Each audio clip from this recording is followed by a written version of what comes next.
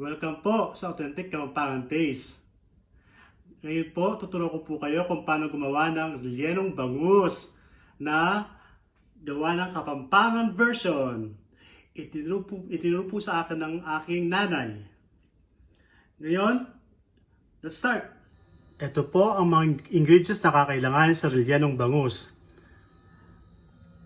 Bangus, large size. Kailangan ibabad siya sa toyo at lemon or calamansi kahit mga isang oras lang para sumipsip ang kanyang lasa at maging crispy pag pinirito. Tapos kailangan natin ng siyempre yung debone, yung palaman ng isda, ng bangus.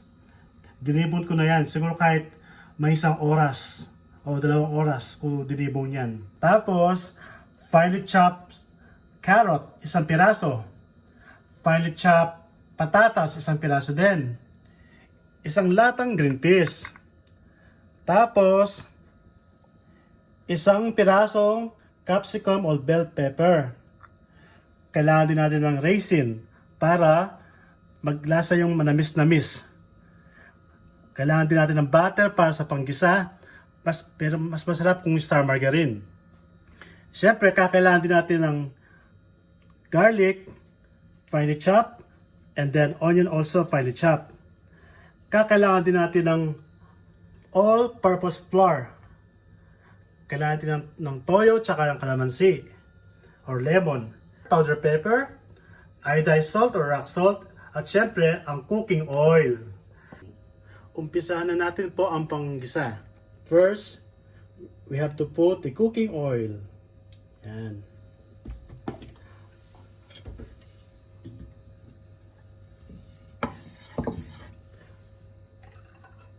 Ako pag nanggigisa ako, inuuna ko ang sibuyas para hindi masunog ang bawang.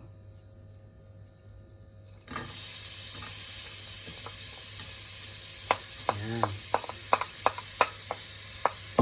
Halu-halo na po natin mabuti. Kailan, bago ilagay ang bawang, medyo luto muna ang sibuyas. Ganyan po. Ngayon po, isunod na natin ang bawang.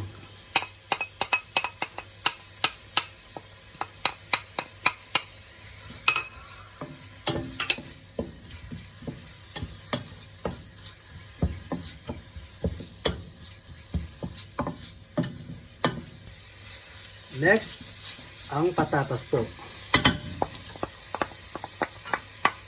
Oops.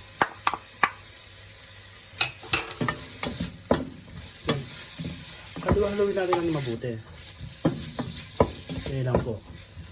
Ngayon po, isunod natin ang carrot.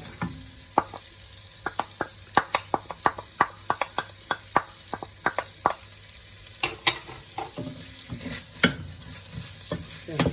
Haluin na po mabuti.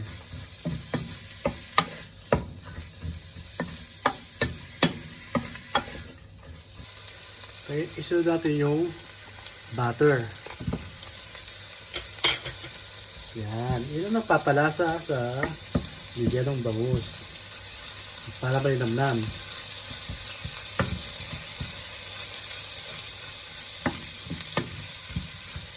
Ngayon, isunod na natin ang bell pepper.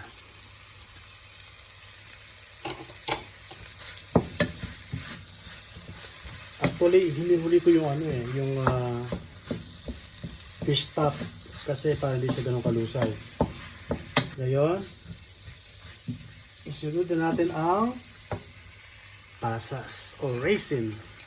Yan, magpapatamis ng lasa ng rellenong bangus. 2 pirasong maliit na kahon ang ilagay ko dyan.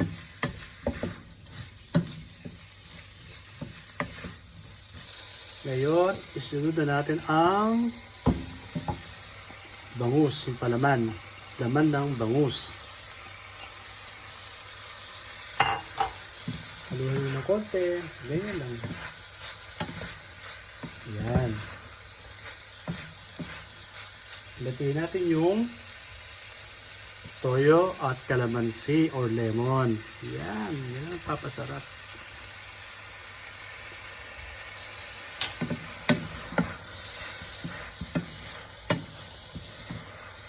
Siyempre, huwag natin kalimutan lagyan ng asin. Ako kasi sa pagluluto, nagtatansya lang ako. Tapos, tikpan mo lang.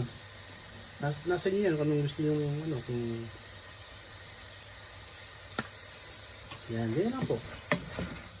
Isunod na natin ang green peas. Dapat huli ang green peas kasi medyo malambot yan.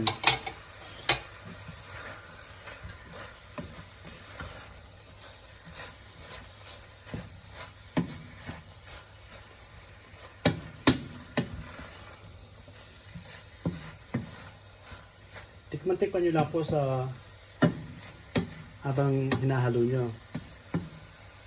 Panghuli ay ang all-purpose flour. Siguro kahit mga 4 o 3 kutsara pwede na dyan. Halu-haluin mo natin lang, ha? Ayan, kaya lang po. Para kumapit po sa bangus. Ayan.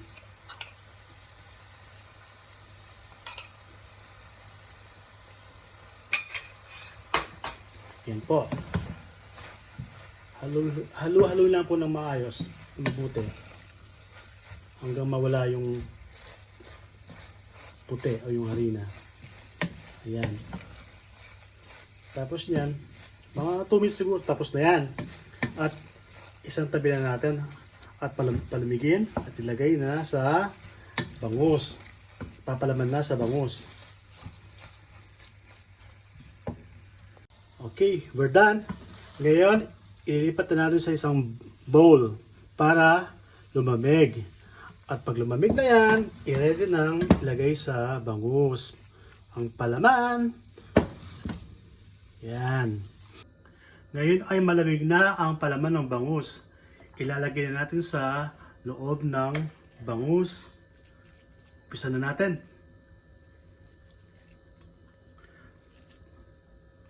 Tuloy mas maganda rito, kamayin kasi hindi mo siya may papasok na maayos. Medyo messy nga lang, pero tsaga-tsaga lang. Yan lang po.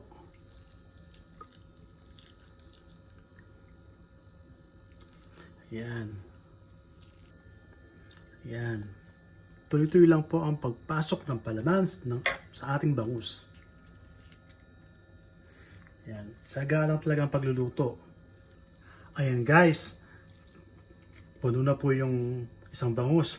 Siyempre, huwag nating kakalimutang lagyan ng barbecue stick para tumigas, para hindi siya masira. Yan. Ganyan lang po guys. Yan. Hanggang sa dulo. Yan. Tapos sa may ulo, lagyan ng palaman ng ulo. Napakadali, di po guys. Sarap nito. Ayan mga kabalen. Natapos din ang paglalagay natin ng palaman sa 2 bangus. Ngayon, isunod na natin ang paglagay ng pagrolyo sa harina para crunchy ang kalabasan niya pag pinirito natin to. Yan, ganyan lang. Yan. Make sure nyo lang na punong-puno na ang bangus, yung palaman. Ngayon, ang susunod na step ay prituhin na ang rellenong bangus. Okay.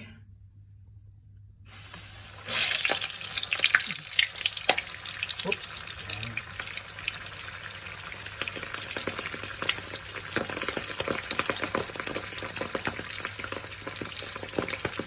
Ngayon, sa kabilang side naman tayo. Ayan. Magdala po para hindi magila ang bangus. Ayan. Ayan na po. Okay na itong yan ang bangus natin. Medyo golden brown na siya. Iahon na natin at maglagay tayo ng tissue absorber. Ayan na. Ready na ang rellenong bangus mga kabalens. Kapampangan version. Para sa eksaktong recipe, pakicheck lang po sa baba nito. At syempre, don't forget to subscribe, like, and share of this video. At syempre, pakiclick lang po ang notification para updated kayo sa mga next vlogs ko. Okay po, don't forget, Kapampangan Authentic Taste. Bye!